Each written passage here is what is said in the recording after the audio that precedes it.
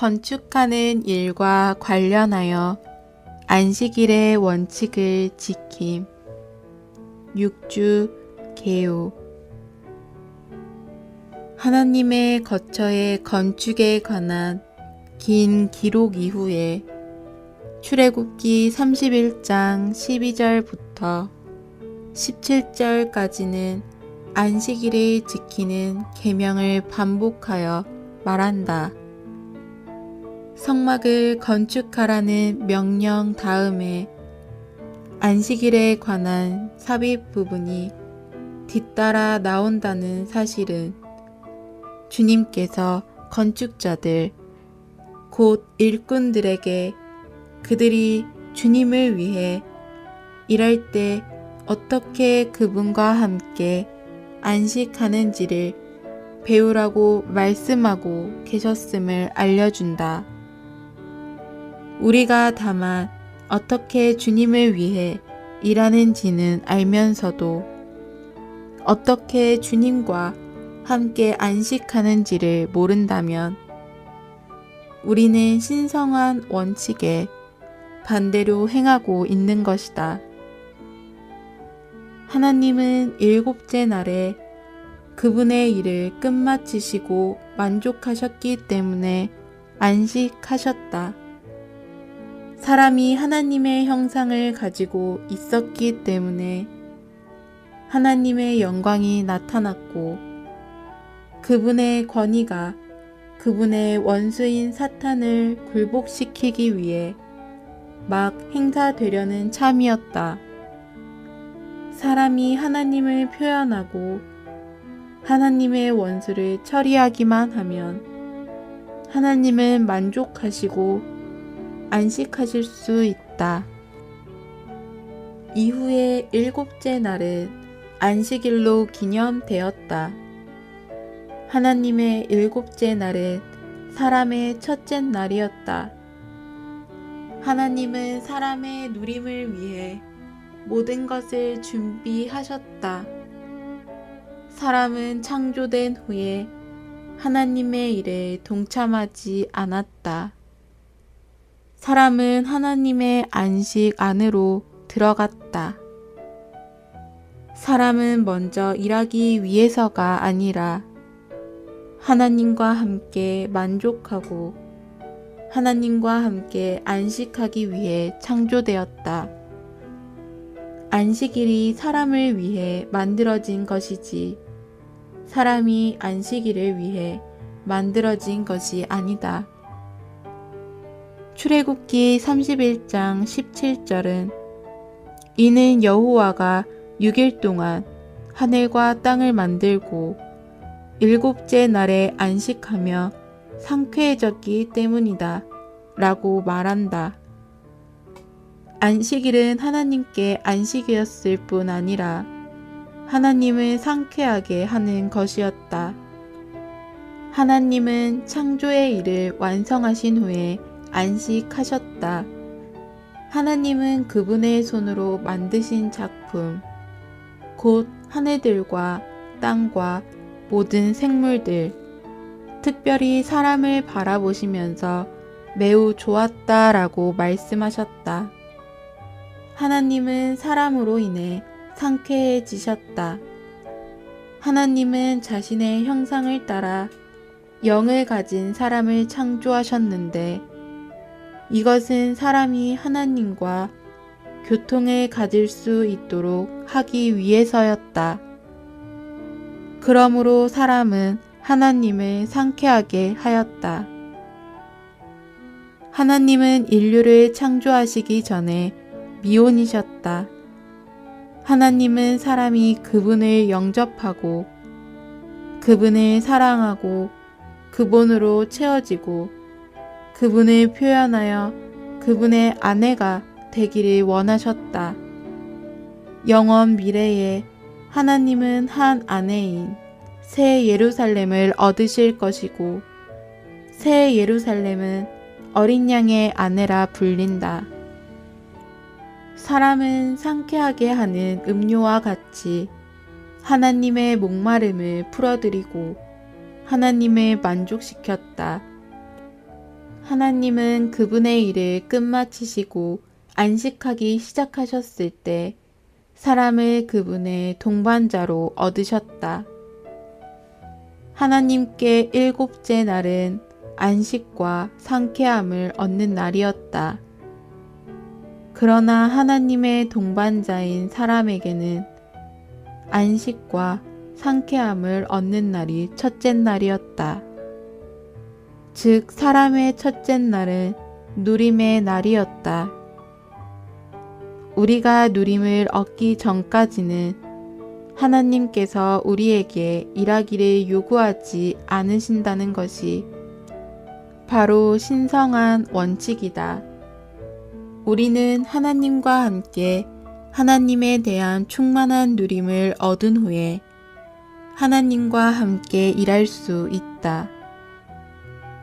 우리가 하나님과 함께 누림을 갖고 하나님 자신을 누리고 하나님으로 채워지는 법을 배우지 못한다면 우리는 하나님과 함께 일하고 하나님의 신성한 일 안에서 하나님과 하나 되는 법을 알지 못할 것이다. 사람은 하나님께서 그분의 일에서 성취하신 것을 누린다.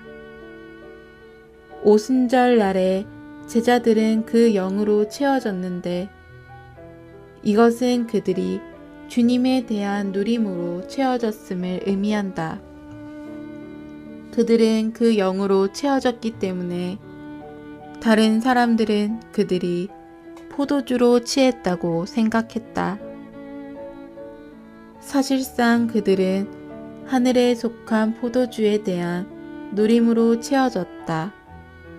오직 이러한 누림으로 채워진 후에야 비로소 그들은 하나님과의 하나 안에서 하나님과 함께 일하기 시작했다. 오순절은 여덟째 주의 첫째 날이었다. 그러므로 오순절 날에 관련해서 우리는 첫째 날의 원칙을 본다.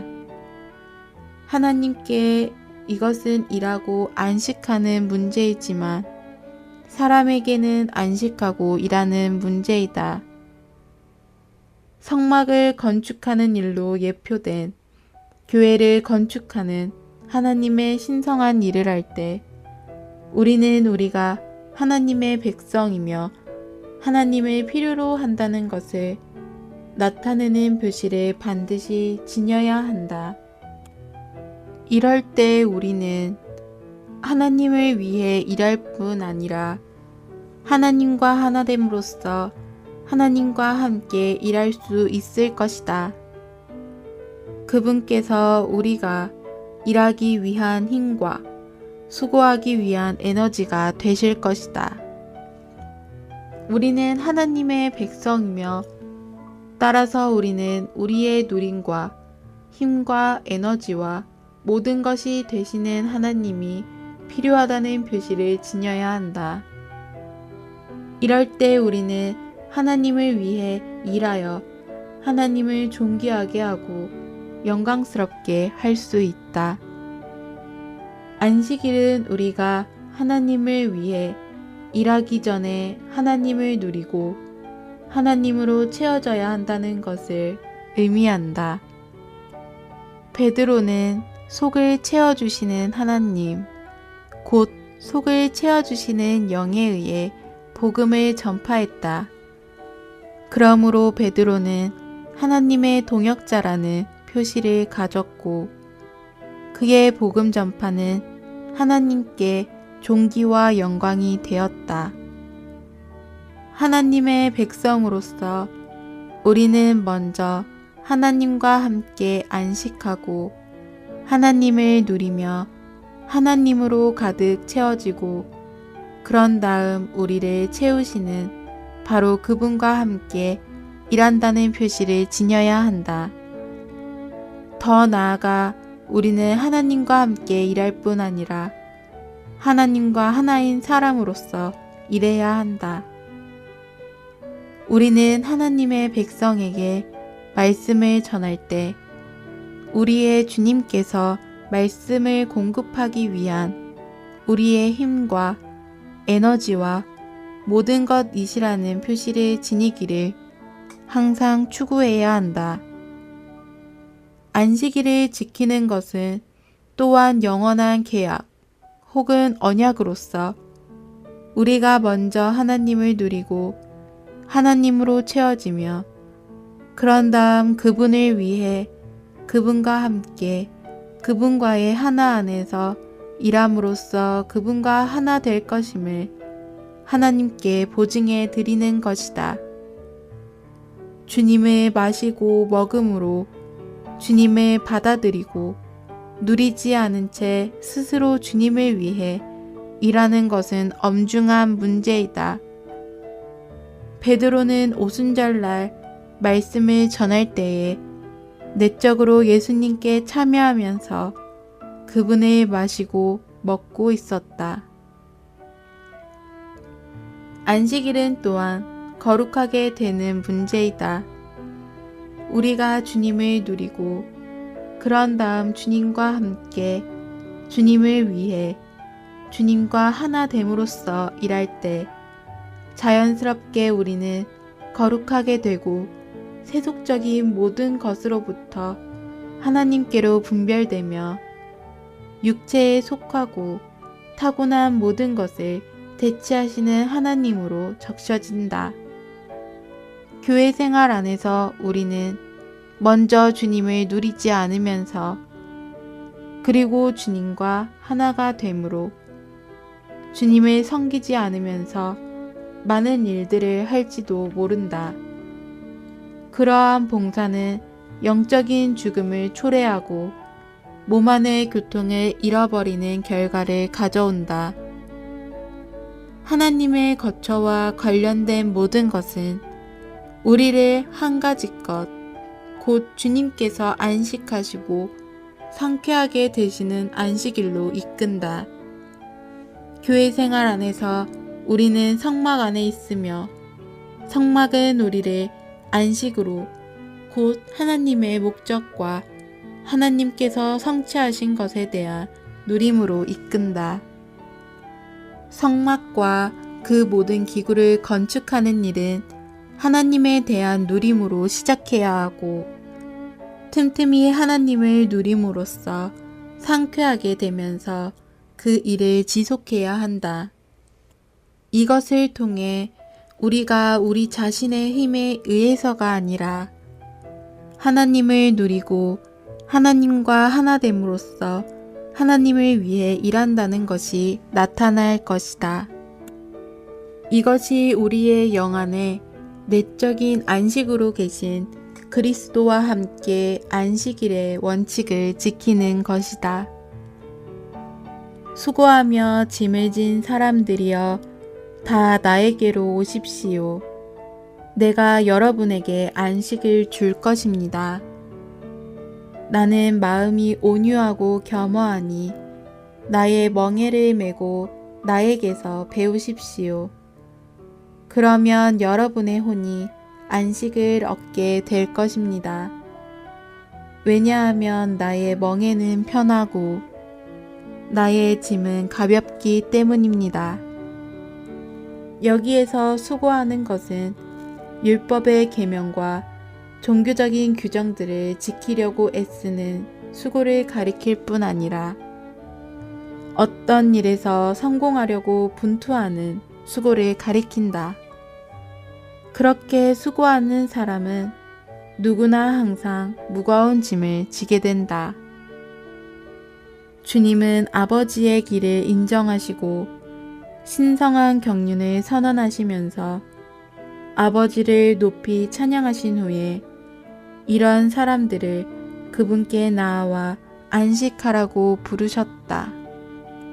안식은 율법이나 종교 혹은 어떤 일이나 의무로 말미암은 수고와 짐에서 해방되는 것을 가리킬 뿐 아니라 온전한 평안과 충만한 만족을 가리킨다.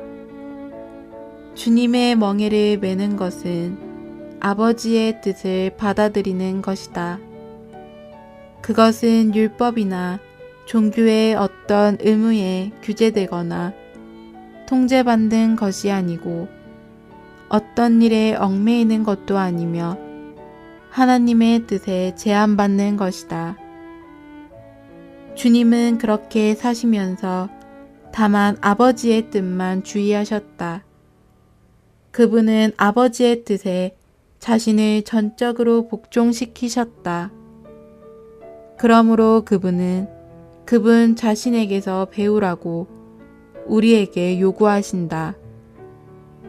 온유하다 혹은 온화하다는 것은 반대에 저항하지 않는 것을 의미하고, 겸허하다는 것은 자신을 높이지 않는 것을 의미한다. 주님은 모든 반대 가운데서도 온유하셨으며 모든 배척 가운데서도 마음이 겸허하셨다. 그분은 아버지의 뜻에 자신을 전적으로 복종시키셨으며 자신을 위해서는 어떤 것도 하기를 원하지 않으셨고 무엇인가를 얻기를 기대하지도 않으셨다. 그러므로 그분은 어떤 상황에서도 마음에 안식이 있으셨고 아버지의 뜻에 온전히 만족하셨다. 주님의 멍에를 메고 그분께 배움으로써 우리가 얻는 안식은 우리의 혼을 위한 것이 아니다. 그것은 본질적으로 다만 외적인 어떤 것이 아니라 내적인 안식이다. 주님의 멍에는 아버지의 뜻이고 그분의 짐은 아버지의 뜻을 수행하는 일이다.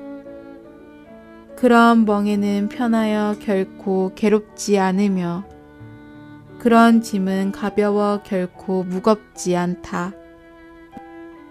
편하고에 대한 헬라어는 용도에 꼭 알맞고를 의미한다.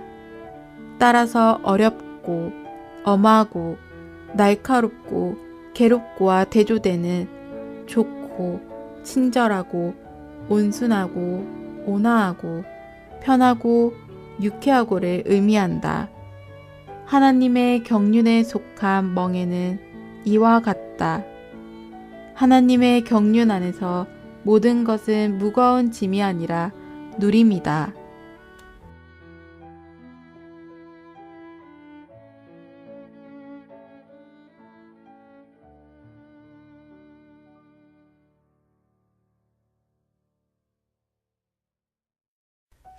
건축하는 일과 관련하여 안식일의 원칙을 지킴. 6주 1일 아침에 누림. 출애굽기 31장 13절. 너는 이스라엘 자손에게 말하여라. 너희는 반드시 나의 안식일을 지켜야 한다. 왜냐하면 이것은 나와 너희 사이에 대대로 세운 표시이기 때문이다. 창세기 2장 2절. 하나님은 하시던 일을 일곱째 날이 이를 때에 완성하시고 일곱째 날에는 그분께서 하시던 모든 일을 마치시고 안식하셨다. 하나님의 거처의 건축에 관한 긴 기록 이후에 출애굽기 31장 12절부터 17절까지는 안식일을 지키는 계명을 반복하여 말한다. 우리 모두는 안식일을 지키는 것이 10계명 중에 하나인 네 번째 계명이라는 것을 알고 있다. 우리는 왜 이 계명이 하나님의 거처의 온전한 계시에 관한 기록 다음에 반복되어 나오는지 알아야 할 필요가 있다. 출애굽기 31장의 마지막 절인 18절은 주님께서 모세에게 하나님께서 친히 쓰신 증거판 2개를 주셨다고 말한다. 이 절은 거의 20장에서 시작한 것이나 다름없는 긴 부분의 결론이다. 주님은 모세를 산으로 부르셨을 때 가장 먼저 모세에게 율법을 주셨다. 그런 다음 주님은 모세에게 이 땅에 그분의 거처를 건축하는 것에 관한 계시를 주셨다. 그런 다음 주님은 모세에게 이 땅에 그분의 거처를 건축하는 것에 관한 계시를 주셨다. 이 부분에서 우리는 성막과 그 기구들의 모형과 제사장 체계에 관한 온전한 계시를 본다. 이 부분에는 또한 성막의 건축자들에 관한 기록도 있다. 이 모든 것 후에 주님은 안식일을 지키는 것에 관련된 요구를 반복해서 말씀하신다. 오늘의 읽을 말씀. 안식일을 지키는 것에 관한 6구절인 출애굽기 31장 12절부터 17절까지가 출애굽기 31장 11절과 18절 사이에 삽입되었다. 성막을 건축하라는 명령 다음에 안식일에 관한 삽입 부분이 뒤따라 나온다는 사실은 주님께서 건축자들, 곧 일꾼들에게 그들이 주님을 위해 일할 때 어떻게 그분과 함께 안식하는지를 배우라고 말씀하고 계셨음을 알려준다. 그들은 주님과 함께 안식하는 것에 관해서는 잊어버리고 일만 해서는 안 된다. 그러므로 주님은 그분의 거처를 건축하도록 위임하실 때 그들이 그분을 위하여 일하는 동안에 주님과 함께 안식하는 법을 배워야 한다는 것을 일깨우셨다. 우리가 다만 어떻게 주님을 위해 일하는지는 알면서도 어떻게 주님과 함께 안식하는지를 모른다면 우리는 신성한 원칙에 반대로 행하고 있는 것이다. 그리스도인들 가운데 안식일에 관해서 특히 7째 날을 안식일로 지켜야 하는지, 8째 날을 안식일로 지켜야 하는지에 관해 많은 논란이 있어 왔다. 제7일 안식일 교도들은 7째 날을 안식일로 지켜야 한다고 주장한다. 사실상 안식일의 원칙은 어느 날을 안식일로 지키느냐의 문제가 아니다. 안식일의 원칙은 주님과 함께 일하기 위해서는 우리가 주님과 함께 안식하는 법을 배워야 한다는 것이다. 단순히 일을 멈추는 것이라고 생각할지 모른다. 이것은 성경에서 말하는 안식일의 참된 의미가 아니다. 성경은 하나님께서 7째 날에 안식하셨다는 사실을 강조한다. 창세기 2장 2절은 하나님은 하시던 일을 7째 날이 이를 때에 완성하시고 7째 날에는 그분께서 하시던 모든 일을 마치시고 안식하셨다 라고 말한다. 창세기에 따르면 하나님께는 안식일이 7째 날이지만 사람에게는 첫째 날이다. 엿새 동안 하나님은 하늘들과 땅을 창조하셨고 하나님의 목적을 성취하기 위해 사람이 생존하는 데 필요한 모든 것을 창조하셨다. 모든 것이 다 만들어진 후인 여섯째 날에 사람이 창조되었다. 이것은 하나님의 창조하시는 손으로부터 사람이 나오자마자 하나님께는 일곱째 날인 사람의 첫째 날이 막 시작되었다는 것을 의미한다. 따라서 하나님께 이 의미는 하나님께 안식일은 일을 마치신 후의 안식이지만 사람에게는 안식이 먼저이고 그 다음에 일한다는 것이다. 하나님은 먼저 엿새 동안 일하셨고 그 다음 일곱째 되는 날에 안식하셨다.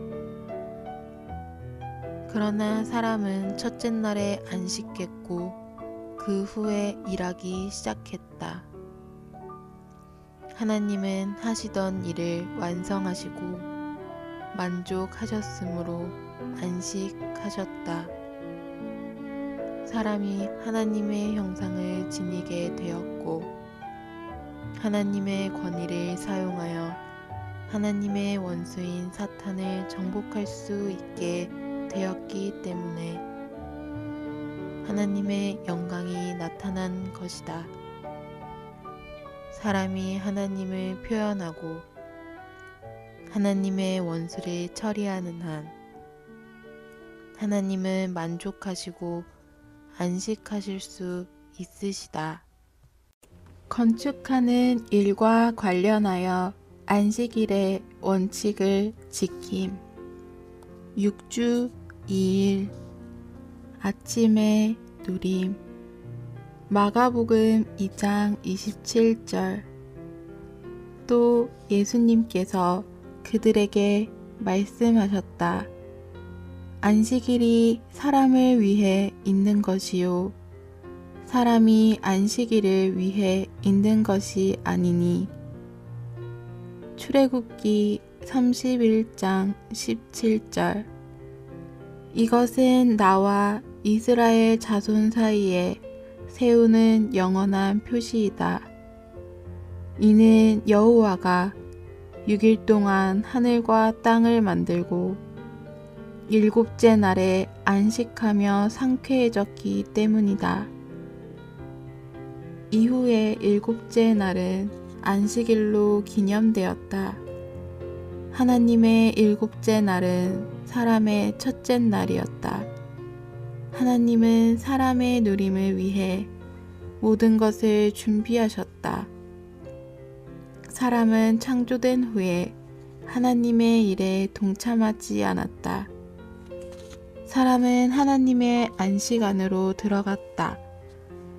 사람은 먼저 일하기 위해서가 아니라 하나님과 함께 만족하고 하나님과 함께 안식하기 위하여 창조되었다. 안식일이 사람을 위해 만들어진 것이지 사람이 안식일을 위해 만들어진 것이 아니다. 오늘의 읽을 말씀 출애굽기 31장 17절은 안식일이 하나님께 안식이었을 뿐 아니라 그분을 상쾌하게 하는 것이었음을 말한다. 상쾌하게 되는 것은 안식하는 것보다 더 전진된 것이다.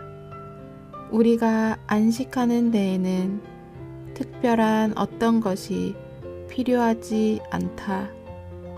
앉거나 눕는 것으로 충분하다.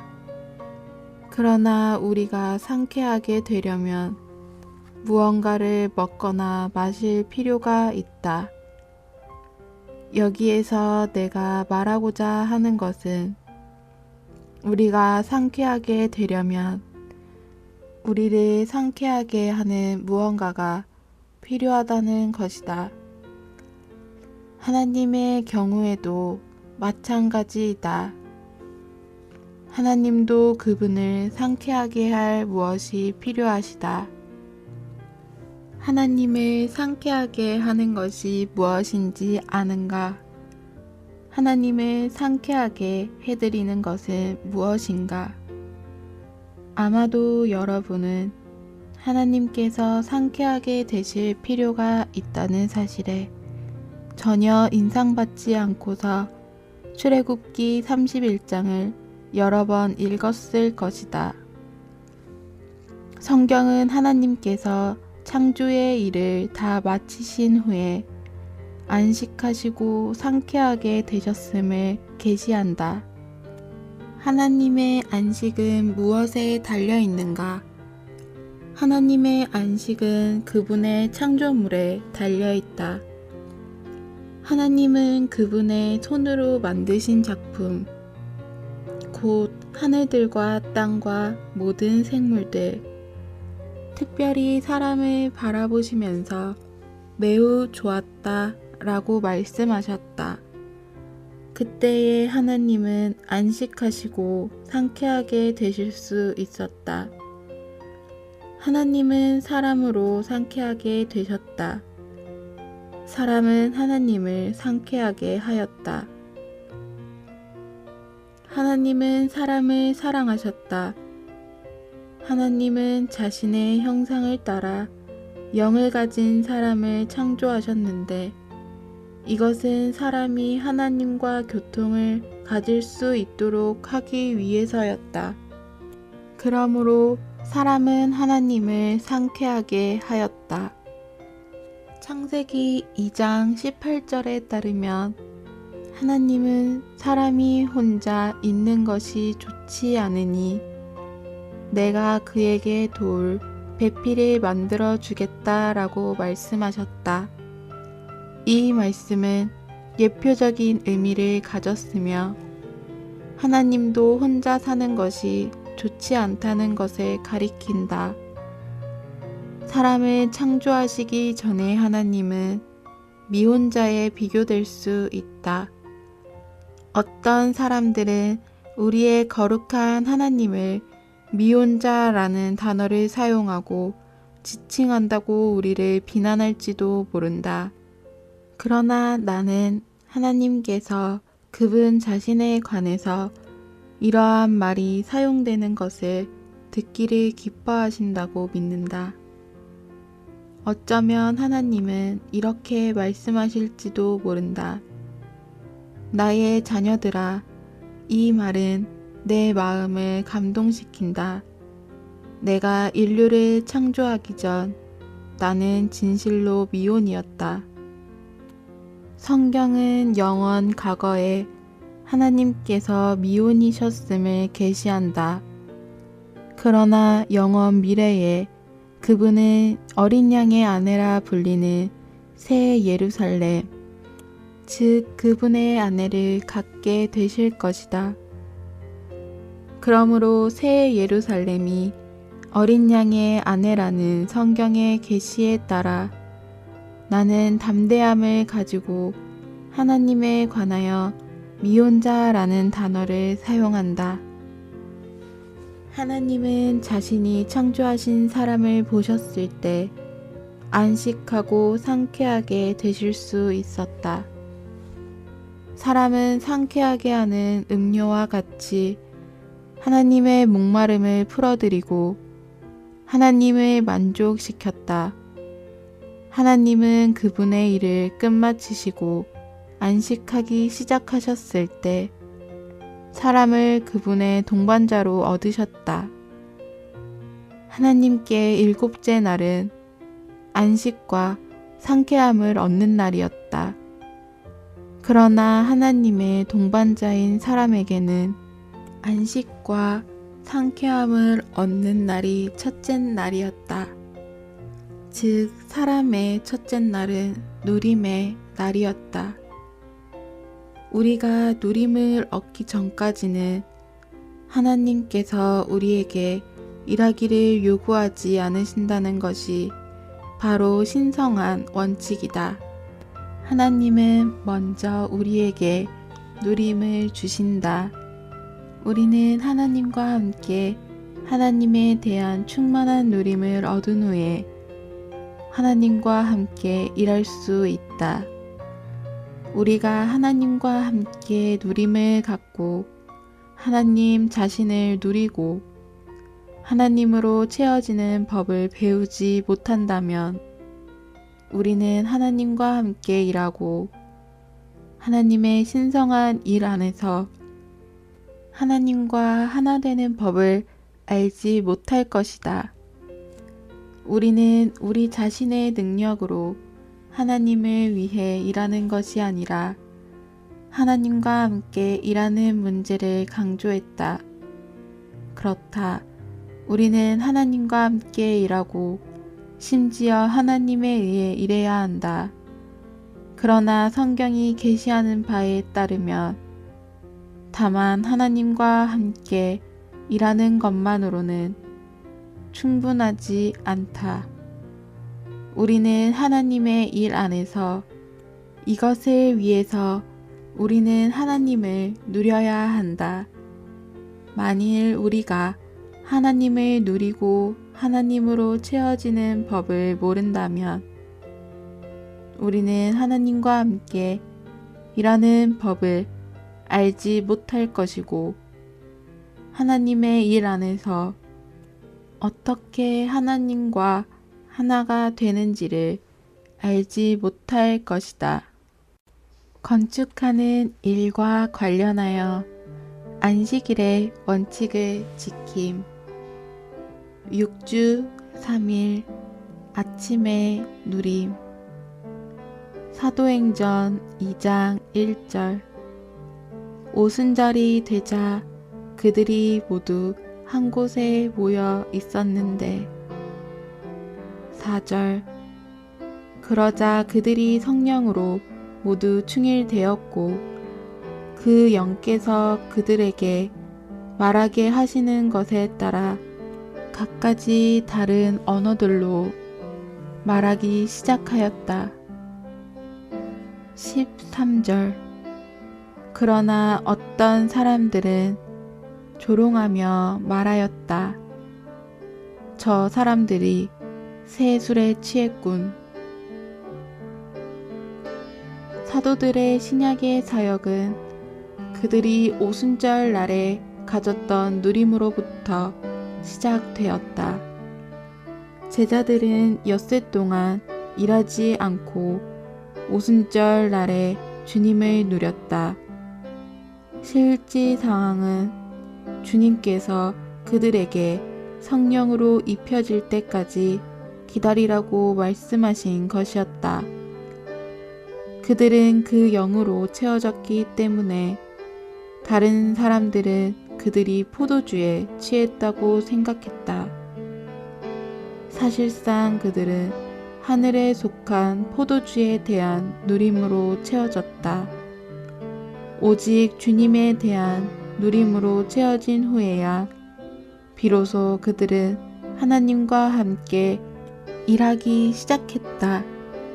이것이 하나님과의 하나 안에서 일하는 방법이다. 베드로가 사도들과 함께 서서 복음을 전파함으로 하나님을 위해 일하고 있을 때 그들은 모두 그분의 일 가운데서 하나님과 하나였다. 오늘의 읽을 말씀. 오순절은 한 주의 첫날이었다.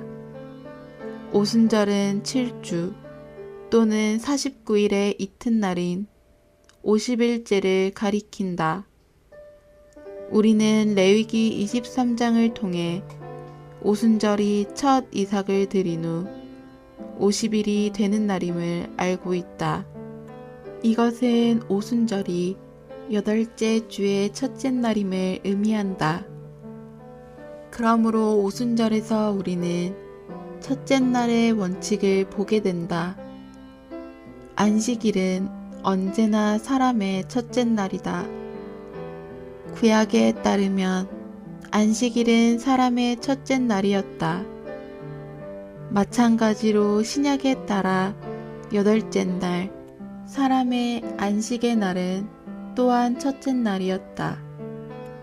구약의 원칙에 따르면 사람이 안식하는 날은 하나님의 일이 완성된 후에 온 날이다.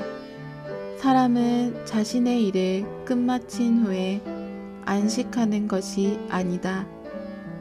하나님께서 일을 완성하신 후에 사람이 안식하고 그것을 누리는 것이다. 하나님은 일하시고 사람은 누린다. 사람은 하나님께서 성취하신 일을 누린다. 하나님은 사람이 공기 없이 살 수 없다는 것을 아셨기 때문에 둘째 날에 이미 광활한 대기권을 창조하셨다. 그분은 또한 사람을 위해 물과 음식물을 준비하셨다. 그러므로 일곱째 날은 하나님의 안식의 날이다. 하나님은 사람이 언제라도 누릴 수 있도록 엿새 동안 모든 것을 다 만들어 놓으셨다. 사람이 하나님의 창조하시는 손으로부터 나왔을 때 사람의 첫째 날은 하나님의 일곱째 날이었다. 그러므로 사람은 하나님과 함께 누림을 갖고 하나님과 함께 살았고 하나님과 함께 행했으며 결국 언제라도 하나님과 함께 일할 준비를 갖추고 있었다. 하나님은 그를 이끌어 에덴 동산에 두시고 그것을 다스리며 지키게 하셨다. 하나님께는 일하고 안식하는 문제이며 사람에게는 안식하고 일하는 문제이다. 하나님은 성막과 기구에 관하여 계시를 주시고 건축자들을 선택하시며 모세에게 건축자들이 지켜야 할 명령을 알려주신 후에 계속하여 안식일을 반복해서 말씀하신다. 마치 하나님은 이렇게 말씀하시는 것 같다. 나의 안식일을 잊지 말아라. 너희는 나의 처소를 건축하는 일을 하기 때문에 쉴 새 없이 날마다 일할 수 있다고 생각하면 안 된다. 그렇다. 성막을 건축하는 일인 나의 신성한 일에서조차도 너희는 너희가 나의 백성이고 나를 필요로 한다는 것을 나타내는 표시를 여전히 지녀야 한다. 그러므로 너희는 먼저 나를 누리는 것이 필요하다. 그럴 때 너희는 나를 위해서 뿐만 아니라 나와 함께 나와 하나 되어 일할 수 있을 것이다. 나는 너희들의 일하기 위한 힘과 수고하기 위한 에너지가 될 것이다. 그러나 만일 너희가 자신 안에서 너희 스스로 일한다면 그것은 나를 모독하는 것이 될 것이다. 너희는 나와 함께 나로 말미암아 나와 하나 되어 나의 거처를 건축하는 일을 해야 한다. 만일 너희가 이처럼 일한다면 나는 매우 기쁠 것이다. 그러나 너희가 내 곁을 떠나 너희 스스로 나를 위해 선한 일을 도모한다면 그것은 사탄의 백성임을 표시하는 것이므로 나를 모독하는 것이 될 것이다. 너희는 나의 백성이다. 너희는 너희의 누림과 힘과 에너지가 되는 나를 필요로 한다는 표시를 지녀야 한다. 너희는 나를 위하여 일할 수 있기 위하여 너희의 모든 것이 되는 데가 필요하다. 너희가 이처럼 일하는 것이 나를 경외하는 것이고 나를 영광스럽게 하는 것이다. 이것이 너희가 나의 백성임을 나타내는 표시를 지니는 것이다. 건축하는 일과 관련하여 안식일의 원칙을 지킴. 6주 4일 아침에 누림. 사도행전 2장 14절. 베드로가 11 사도와 함께 서서 소리를 높여 그들에게 말하였다. 이 일을 여러분에게 알려드리겠으니 내가 하는 말에 귀를 기울이십시오. 출애굽기 31장 13절. 너희는 반드시 나의 안식일을 지켜야 한다. 왜냐하면 이것은 내가 너희를 거룩하게 하는 여호와인 것을 알게 하려고 나와 너희 사이에 대대로 세운 표시이기 때문이다. 우리 모두는 안식일에 관하여 기본적인 공과를 배울 필요가 있다.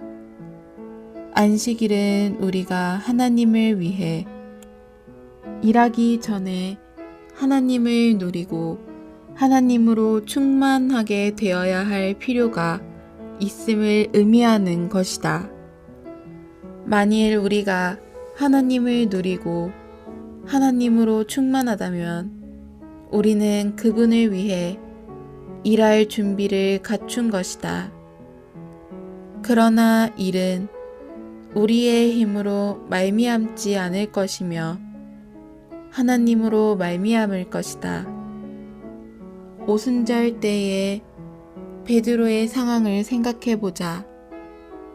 베드로가 서서 복음을 전했을 때 그는 혼자의 힘으로 전하지 않았다. 그는 그를 충만히 채운 바로 그 하나님으로 인하여 말씀을 전했다. 복음을 전하고 있는 중에 베드로는 공허하지 않았다. 베드로는 속을 채워주시는 하나님, 곧 속을 채워주시는 영에 의해 복음을 전파했다. 그러므로 베드로는 그가 하나님의 동역자인 표시를 가지고 있었으며 그의 복음 전파는 하나님께 존귀와 영광이 되었다. 오늘의 읽을 말씀. 세상 사람들은 모두 자기 자신의 힘으로 일한다. 그들에게는 자신이 하나님께 속했음을 나타내는 표시가 없다. 우리는 표시를 가지고 있다. 그 표시는 우리가 하나님과 함께 안식하고 하나님을 누리며 먼저 하나님으로 채워지고 난 후에 우리를 채우신 바로 그 하나님과 함께 일한다는 것이다. 더 나아가 우리는 하나님과 함께 일할 뿐 아니라 하나님과 하나 된 사람으로서 일한다. 말씀을 전할 때마다 나는 나의 주님께서 나의 안식일이시라는 표시를 지니기를 추구한다. 그분은 나의 안식이시고 나를 상쾌하게 하는 분이시며 나의 힘과 능력이시고 말씀을 전하기 위한 모든 것이시다. 안식일을 지키는 것은 또한 계약 혹은 언약이다. 우리가 안식일을 지키기 시작할 때 이것은 우리가 하나님과 그러한 방식으로 하나 될 것임을 하나님께 보증해 드리는 계약 혹은 언약에 서명했다는 것을 가리킨다. 우리는 먼저 그분을 누림으로써 그분과 하나 될 것이고, 그럼으로써 그분을 위하여 그분과 함께 그분과 하나 안에서 일할 것이다. 이것은 우리와 하나님 사이의 영원한 언약이다. 하나님께 기도하지도 않고 하나님을 신뢰하지도 않으면서 스스로의 힘으로 주님을 위해 일하는 것은 심각한 문제이다. 사실상 우리에게 필요한 것은 주로 주님을 신뢰하는 것이 아니라 주님을 취하고 또한 주님을 먹음으로써 누리는 것이다. 오순절 날에 베드로는 주님을 신뢰했을 뿐 아니라 주님으로 충만하였고 주님을 마시기까지 했다.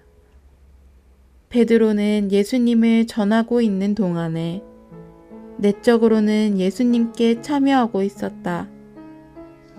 사실상 베드로는 자신이 먹은 것을 전했다. 베드로는 자신이 누린 것을, 안식일은 우리를 거룩하게 하고 우리에게 표시하고 우리를 구별한다.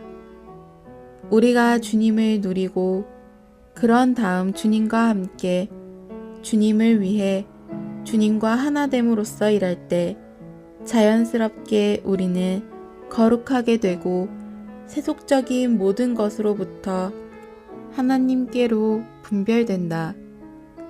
교회 생활 안에서 우리는 먼저 주님을 누리지 않으면서 그리고 주님과 하나가 됨으로 주님을 섬기지 않으면서 많은 일들을 할지도 모른다. 교회에서 주님을 누리지 않고 주님과 하나 되지 않은 채로 하는 봉사는 영적 죽음을 초래한다.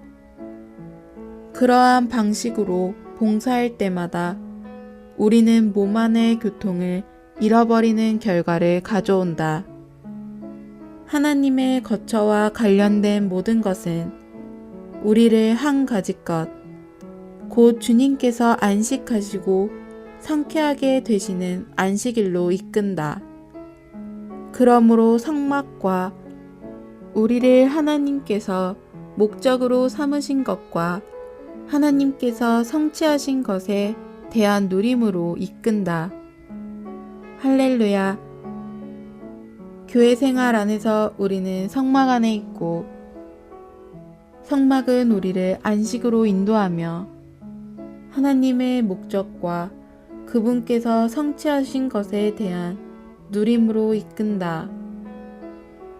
성막과 그 모든 기구를 건축하는 일은 하나님에 대한 누림으로 시작해야 하고 틈틈이 하나님을 누림으로써 상쾌하게 되면서 그 일을 지속해야 한다.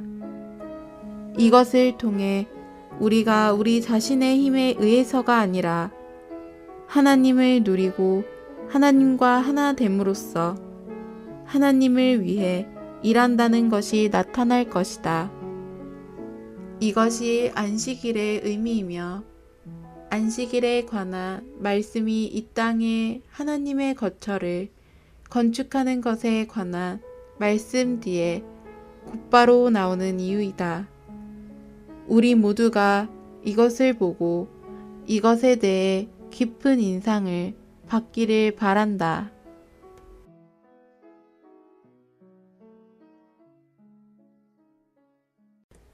건축하는 일과 관련하여 안식일의 원칙을 지킴.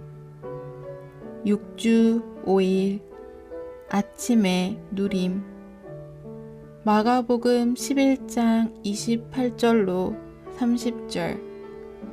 수고하며 짐을 진 사람들이여 다 나에게로 오십시오.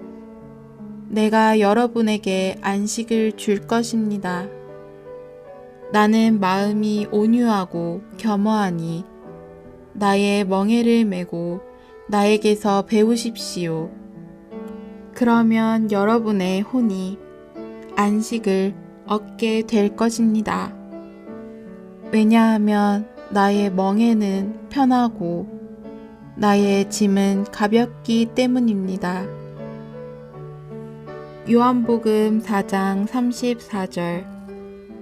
예수님께서 그들에게 말씀하셨다.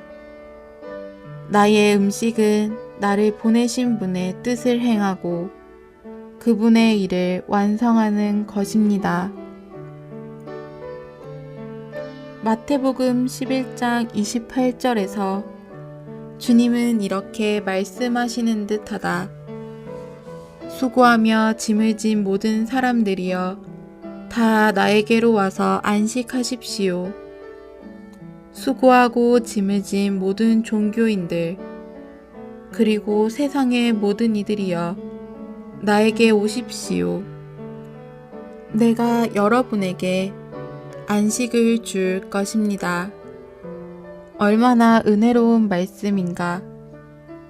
수고는 율법의 계명과 종교적인 규정들을 지키려고 애쓰는 수고를 가리킬 뿐 아니라 어떤 일에서 성공하려고 분투하는 수고를 가리킨다. 그렇게 수고하는 사람은 누구나 항상 무거운 짐을 지게 된다.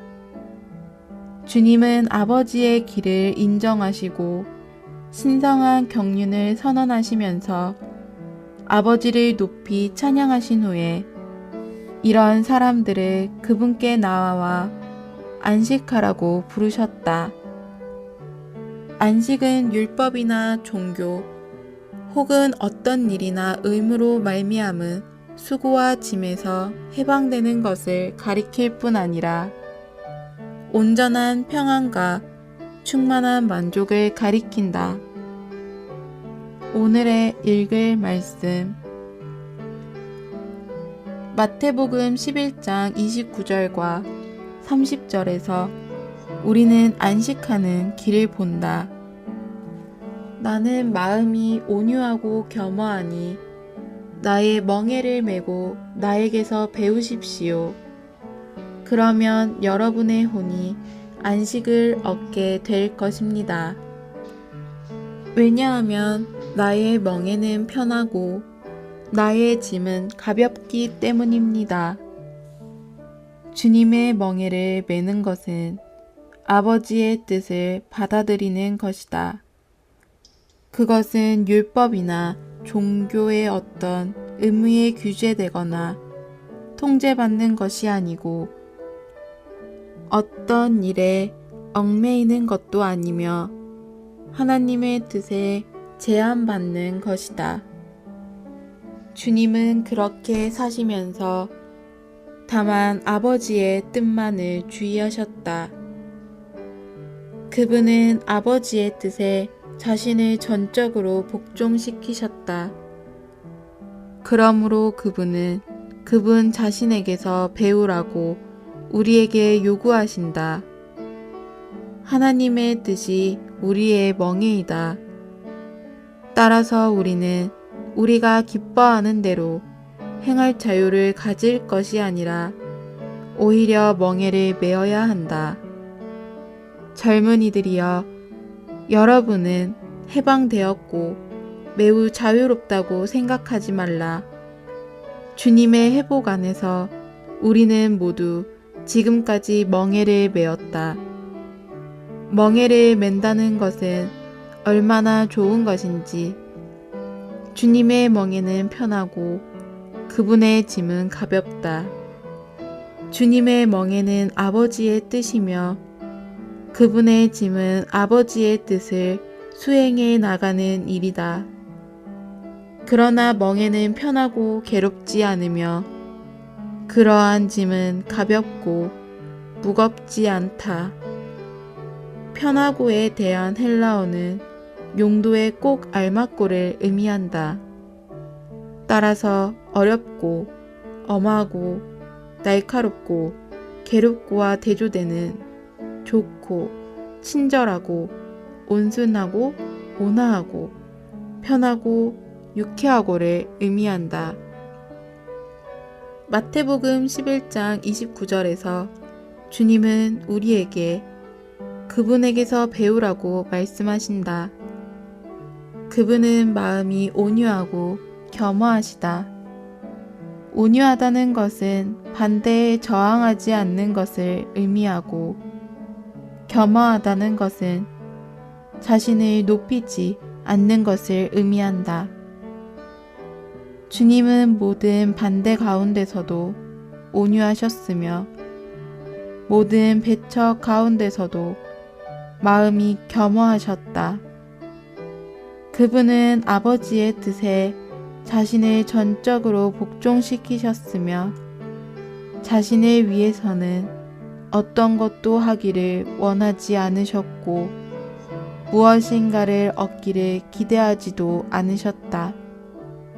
그러므로 그분은 어떤 상황에서도 마음에 안식이 있으셨고, 아버지의 뜻에 온전히 만족하셨다. 주님은 우리가 만일 그분의 멍에를 메고 그분에게서 배운다면 우리의 혼이 안식을 얻으리라고 말씀하셨다. 주님의 멍에를 메고 그분께 배움으로써 얻는 안식은 우리의 혼을 위한 것이다. 그것은 본질적으로 다만 외적인 어떤 것이 아니라 내적인 안식이다. 만일 우리가 사역할 때 반대를 받는 경우에 대항한다면 우리는 평안을 갖지 못할 것이다. 만일 우리가 저항하는 대신 아버지의 뜻에 복종하고 그 반대가 아버지에게서 온 것임을 증언한다면 우리는 우리의 혼 안에서 안식을 갖게 될 것이다. 침례자 요한은 그의 투옥을 아버지에게서 온 것으로 생각하지 않았기 때문에 안식이 없었다. 만일 그의 투옥이 아버지의 뜻에 기인한 것임을 깨달았더라면 그는 심지어 감옥에서도 안식했을 것이다. 하늘에 속한 왕이신 그리스도는 언제나 아버지의 뜻에 복종하셨으며 아버지의 뜻을 자신의 몫으로 취하셨고 어떤 것에도 저항하지 않으셨다. 그러므로 그분은 언제나 안식하셨다. 우리는 그분에게서 배워야 하며 또한 이러한 관점을 가져야 한다. 만일 우리가 그렇게 한다면 우리는 우리의 혼 안에 안식을 가질 것이다. 건축하는 일과 관련하여 안식일의 원칙을 지킴. 6주 6일 아침에 누림. 마가복음 11장 29절. 나는 마음이 온유하고 겸허하니 나의 멍에를 메고 나에게서 배우십시오. 베드로전서 2장 21절. 여러분은 이것을 위하여 부름을 받았습니다. 그리스도 또한 여러분을 위하여 고난을 받으셨고 여러분이 그분의 발자취를 따르도록 여러분에게 본을 남겨주셨습니다. 요한복음 6장 38절. 내가 하늘에서 내려온 것은 내 뜻을 행하기 위한 것이 아니라 나를 보내신 분의 뜻을 행하기 위한 것입니다. 주님은 수고하고 짐을 진 모든 사람들을 그분께 오라고 부르셨으며 그들에게 안식을 주고자 하셨다. 종교적인 유대인들은 율법 아래서 일하였기 때문에 수고하고 무거운 짐을 지고 있었다. 이 땅에 수고하지 않고 짐을 지지 않은 사람이 누구인가? 이 세상은 수고하는 세상이며 짐으로 가득하다. 그러므로 주님은 우리를 불러 그분께 와서 안식하라고 하신다. 안식이란 온전한 평안과 충만한 만족을 의미한다. 주님은 제자들에게 그분의 마음이 온유하고 겸허하기 때문에 그분의 멍에를 메고 그분에게서 배우면 그들의 혼이 안식을 얻을 것이라고 말씀하셨다. 온유하다는 것은 반대에 저항하지 않는 것을 의미하고, 겸허하다는 것은 자신을 높이지 않는 것을 의미한다. 주님에게서 오는 안식은 우리의 혼을 위한 것이다. 그것은 본질적으로 다만 외적인 어떤 것이 아니라 내적인 안식이다. 괴로움과 어려움은 우리의 혼 안에 있다. 바울은 우리에게 아무것도 염려하지 말고 우리 구할 것을 주님께 말씀드리라고 말한다. 그럴 때 하나님의 평안이 그리스도 예수님 안에서 우리의 마음과 생각을 지키실 것이다. 오늘의 읽을 말씀. 주님은 그분의 멍에가 편하고 그분의 짐이 가볍다는 것을 그들에게 확신시키셨다. 헬라어로 편하고 라는 말은 용도에 꼭 알맞고를 의미한다. 따라서 어렵고 엄하고 날카롭고 괴롭고와 대조되는 좋고 친절하고 온순하고 온화하고 편하고 유쾌하고를 의미한다. 하나님의 경륜에 속한 멍에는 이와 같다. 하나님의 경륜 안에서 모든 것은 무거운 짐이 아니라 누림이다. 그리스도는 첫 번째 하나님, 사람이셨고 우리는 많은 하나님, 사람들이다. 우리는 하나님께 절대적으로 복종하셨고 하나님으로 완전히 만족하신 그리스도에게서 배워야 한다. 그리스도는 철저히 하나님께 복종하셨고 아버지와 그분의 뜻으로 만족하셨다. 주님은 온유하셨는데 이것은 주님께서 반대자들에게 저항하지 않으셨음을 뜻한다. 그분은 또한 겸허하셨는데 이것은 그분이 마음 안에서 사람들 가운데 자신을 낮추셨음을 뜻한다. 주님의 믿는 이들은 그들의 마음으로 그분의 부르심에 응답하며 그들의 몸으로 그분께 나아간다. 주님께 우리 몸으로 나아간다는 것은 우리 온 존재가 그분께 나아가는 것을 뜻한다. 바로 이러한 이유로 로마서 12장 1절에서 바울은 우리의 몸을 주님께 살아있는 희생 제물로 드리라고 권면한다. 우리는 교회 집회들에 참여함으로써 실질적인 방식으로 우리의 몸을 드려야 한다. 1925년에 내가 주님으로 인해 구원을 받은 이후로 나는 나의 온 존재를 드려 주님께 나아갔다. 믿는 이들은 그분의 멍에 곧 하나님의 뜻을 메고 그분의 본을 따라 하나님의 경륜을 위해 수고함으로써 그들의 영 안에서 그분을 복사해야 한다. 주님은 우리에게 그분에게서 배우라고 말씀하셨다. 그분에게서 배우는 것은 그분을 복사하는 것이지 외적으로 모방하는 것이 아니다. 이러한 방식으로 우리는 그분의 복사판이 되며 대량 재생산된다. 그분에게서 배우기 위한 첫 번째 요구 조건은 그분의 멍에, 즉 하나님의 뜻을 메는 것이다. 하나님의 뜻은 우리에게 멍에를 메우며 우리는 이 멍에 안으로 우리의 목을 넣어야 한다.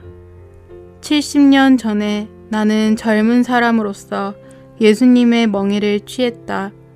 그 멍에가 지난 70년 동안 나를 보호했다. 우리는 또한 하나님의 경륜을 위하여 수고하는 사람들이 될 필요가 있다. 모든 세상 사람들은 많은 것들에 수고하며 짐을 지고 있다. 그들은 매우 분주하다. 주님은 그렇게 수고하고 무거운 짐을 지며 안식과 만족이 없는 사람들을 불러 그분께 오게 하신다. 그럴 때 그분은 그들에게 참된 안식과 만족을 주실 수 있다. 만족이 없는 안식은 참된 안식이 아니다. 우리는 그분의 본을 따라 그분의 발자취를 따라가며 그분의 멍에를 메고 하나님의 경륜을 위하여 수고한다. 가장 어려운 것은 우리의 혼이 안식하는 것이다. 사람들은 그들의 혼이 근심함으로 잠을 자지 못한다.